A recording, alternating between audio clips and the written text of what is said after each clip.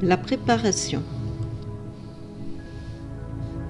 Plutôt que de s'attaquer tout de suite à votre plus grande peur, affrontez d'abord vos plus petites inquiétudes, puis passez progressivement à des actes de bravoure plus importants.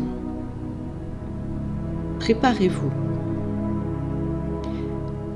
Tout d'abord, choisissez une situation que vous aimeriez maîtriser. Ce n'est pas grave si elle est trop importante pour que vous puissiez l'affronter directement. Choisissez une action simple pour commencer. Un premier pas que vous pourriez faire pour affronter cette peur.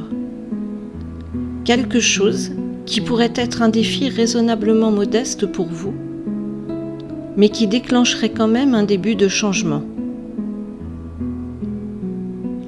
Par exemple, si vous avez peur d'entamer une conversation avec un inconnu, votre premier objectif peut être de passer devant une personne inconnue et de sourire. Si cela vous semble encore trop difficile, commencez par un objectif simple, comme établir un contact visuel avec une personne inconnue pendant 1 minute. Disciplinez-vous avec votre premier petit pas jusqu'à ce que vous vous sentiez prêt à franchir l'obstacle. Il n'y a pas de nombre particulier de répétitions à effectuer pour chaque étape, mais 5 à 10, c'est une bonne fourchette approximative.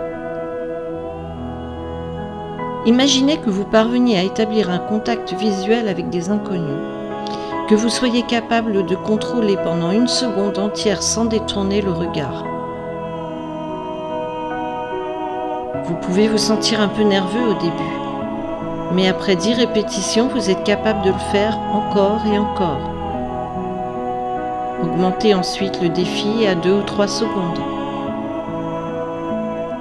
Lorsque vous aurez surmonté ce défi, vous pourrez passer au sourire. Ensuite, essayez de sourire et de dire bonjour. En l'espace de quelques semaines, vous serez en mesure d'entamer une conversation avec une personne totalement inconnue. Chaque petit pas renforce votre expérience et vous permet de passer progressivement du statut de débutant à celui d'expert sans vous sentir dépassé. Faites en sorte que chaque étape de formation soit aussi petite que vous le souhaitez. Relevez des défis modestes que vous êtes raisonnablement sûr de pouvoir mener à bien. N'hésitez pas à faire autant de répétitions que vous le souhaitez jusqu'à ce que vous vous sentiez prêt pour l'étape suivante. C'est vous qui menez le rythme.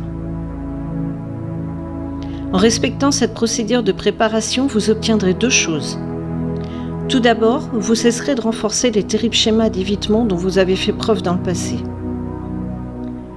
Deuxièmement, vous vous conditionnerez à vous comporter de manière plus courageuse dans les situations futures. Votre peur diminuera, tandis que votre courage augmentera.